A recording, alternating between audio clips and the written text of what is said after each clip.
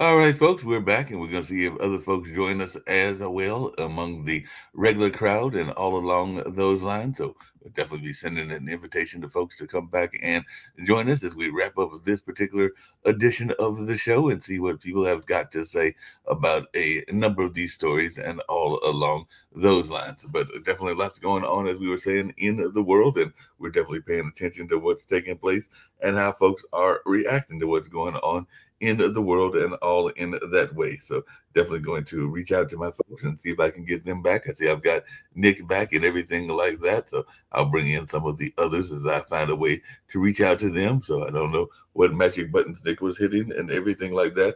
But I did hear what you were saying. And yes, different cultures have different age ranges. So some cultures it is legal for people to be married at different ages, but a lot of times those are arranged marriages, or they still have to have the permission of the parent. It's not like they could just go out and get married on a GP and everything like that. So, and there are various countries that the rules are different, but the reason that a lot of people are critical of Epstein and others is that they were living in the United States where the rules are very clear and everything like that. So you're talking about countries like Iran and a number of other countries that have different rules based on their culture and everything like that. I do know that there are even some religions that exist where people are able to have arranged marriages and married at different ages and everything like that. But those are not the same mainstream religions, as a lot of people would say that they are non-mainstream religions and everything like that. But yeah, there are different ways that people can get married, and it varies from culture to culture and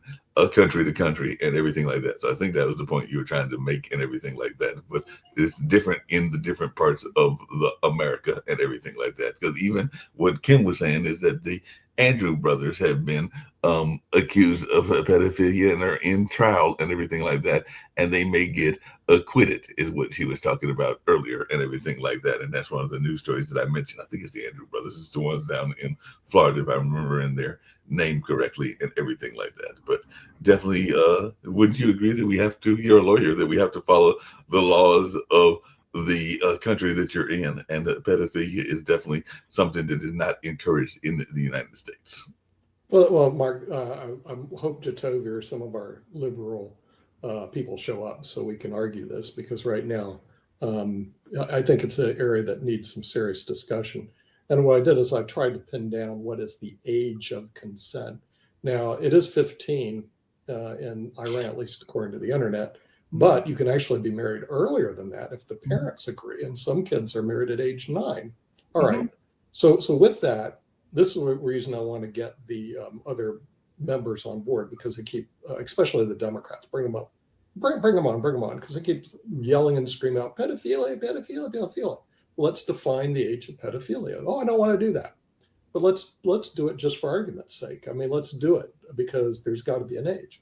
And let's say it is age 15, 16, and 17, which in the United States would be considered that. Okay. Then we have another country, Iran, who says it's okay. In other words, it's not pedophilia, because the rules in there are saying that that's not pedophilia. That's totally normal. And we don't know what your problem is. But here's the disingenuous part. Then the liberals back Iran. In other words, like, oh, how could we possibly attack Iran? They have no problem attacking Trump. They have no problem jumping up and down with Epstein Island. They have no problem attacking the rest of the world for messing around with kids. I mean, my opinion it is, but I'm looking at what their opinion is. And they're all pedophiles. It's horrible. It's horrible. Okay, great. But now, what about Iran? And why are we supporting a regime that allows pedophilia to go on daily, by the way of your definition of pedophilia? So first of all, you got to define what it is. And then you've got to see who's abusing and who isn't.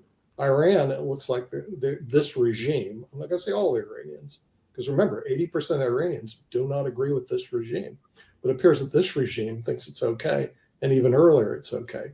So why don't you direct your hatred toward the people that are supporting it as opposed to the people who are not? But I need Jacoby to come on board because, Mark, I have to argue with Jacoby. This is the link and everything like that. But like I said, you're the moderator. I'm the moderator, and I'm not going to Did you send him an invitation, by the way? I did send him an invitation. Send him and Rick an invitation, and we'll see if they respond and everything like that. Job is to moderate. Yeah. But I'm just saying that there is this notion of what's going on in that space, and I hear what you're saying, but different countries have different rules and everything like that. That's true. That's true. But the thing is, kids are kids, no matter where they are. So, but like I said, we have to first look at the definition. And by the way, even this United States, the definition changes from state to state. It used to be in South Carolina, it was 12. Now you see where you're having a lot of problems with this whole thing. It was never a federal rule; it was always a state rule. I think they moved most of them up, but you really have to examine. This is not, every time people go, "Oh, this is an easy issue," there's nothing easy, out there. It's a difficult issue. So I think that we have to take a look at. The other thing I think we should look at is the gas prices. This has been hampered. Good, your buddy. So Jacoby is coming. My friend Jacoby has arrived. Okay, good. I have somebody to argue with. Okay, gas prices. This is another liberal talking point. They always have their talking points. Gas prices under Biden was $5.16. Nope. There was no war. That was his top gas price, according to the internet. Trump right now is at $3.32. You're wrong. Then the internet's wrong, because I get mine from the internet. In 2024, or actually even in 2025, when Trump came in office, what were gas prices? I have no idea. I don't live in the United States. So then what you're doing right now is actually doing you tell me what the gas prices were when he took office. What were they? Here, I'll look it up right now. Okay, and then look at this since we're doing our research. What was his highest gas price? This is what I'm pulling. So what you're doing? So what you're doing right now? Wait, Nick, hold on. Listen to what I'm saying. So you are going to the highest peak of not only COVID, but also the war that kicked in, which was when? When did it start? Was that 2023 or 2022? What are you when the peak of gas you're talking about? Oh, I don't know. So now you're putting up numbers and you don't know the years. So this is the problem with what you're trying to do. This is the problem with what you're trying to do. This is called gaslighting. So you're taking the peak. You're taking the peak. Don't even know when you're taking the peak amount. You're taking the peak. Hold on. You're taking the peak at 516, which happened in 2022 or 2023. But when I ask you a fact about when Trump took office, what were gas prices? Rick, I'm glad you're here. Can you please do that? Can you find out what gas prices were in January 2024? Sure. That, of course, is irrelevant, but go ahead. No, it's not irrelevant. It's not irrelevant. You're putting up a gas price from 2022. You're putting up gas prices from 2022 saying that under Biden it was, in 2022, but you're not talking about how it came down. All right. When Trump took office, gas prices ranged from $3.08 to $3.19. There we go. So gas prices were lower when Trump took office. Yeah, now it's $3.32. Big deal. Okay, $3.53. Gas price under. So Biden. Can you change your Chiron down at the bottom or your tag today? Yesterday it was $3.48 or so. Today it's $3.53. What's the highest gas price under Biden? No, that's the irrelevant point. Oh, it's very relevant. Okay, here, let's make it relevant. So when it peaked at 516, hold on, let me help you. Nick, actually, Rick, while you're looking that up, can you find out when that peak was? You're not going to like the answer, Jacoby. Oh, no, I mean, it'll be fine. So it was in June 2022, and it was 503. So 2022. So in 2022, when the Ukraine war started, when the war in Ukraine started, it peaked to 522, and then Or it's peaked at $5 in 2022. You said 503. Was it 503? It peaked in 2022. Put the year down. So then in 2024, we've already established that it came down to 318, roughly 318. Now, when Trump took office, here you should put that down too. Gas prices when Trump took office. Why not put that down? I want to do what is Trump's price now? It's $3? It's $3.53.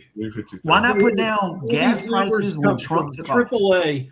AAA compiles these nationwide numbers, by the way. If you want to look them up, all I'm saying is the sky is. You're gaslighting. You're literally gaslighting right now. When Trump took office, Nick, go ahead and type in when Trump took office. When Trump took office, that's actually the relevance. When Trump took office, what was the actual gas prices? Why not put that down? Because it's irrelevant. You know that even in the court of law, and you're supposed to be a good lawyer, even in the court of law, you would be misleading. It's irrelevant because it's not irrelevant. When Trump took office, what were the gas prices? When Trump took office, what were the gas prices? And the Canadians, the sky. When Trump took office, what were the sky gas was prices? falling under Obama. When Trump took office, what were the gas prices? You know, you don't want to answer that question because you know that it was lower. It deals with one issue: is the sky falling? Gas prices are going up, prices are going up, inflation is going up, job losses. We lost more. We lost 96,000 jobs last month. Was it last month or in January? One of them. Under this president, we pretty much lost. We had 0 job losses under Biden. Yeah, so I mean, we can argue about this stuff, but what matters is, will this cost Trump votes in the midterm? And we still have 8 months to go. So we don't know. At this point, we don't know, because he could shut down the war in the next 2 weeks, secure the Gulf of Hormuz, flood. Rick, it'll cost him votes. The reason it's going to cost him votes is the same reason that Biden lost votes or Kamala Harris lost votes, is because people are do exactly like what Nick is doing. In November, you can even look it up. In November of 2024, you could probably find out that the gas prices were roughly a little bit lower than what they are right now. But what they do is listen to people like Nick, who actually sits there and gaslights people, telling them, "Hey, look, under Biden, it was $5." Which that was in 2022, not in 2023 or 2024. It was actually going down. Everything was trending the right direction based on the economic figures. And yes, you had the stock market going higher and higher up under Biden. So pointing out, the stock market $6,000 or 6,000 and 6,600 and blah, blah, blah, blah, blah. Yeah, what was it when Trump took office? That's the thing that you have to look at. And then Trump also has the slowest economic growth than any other president in history.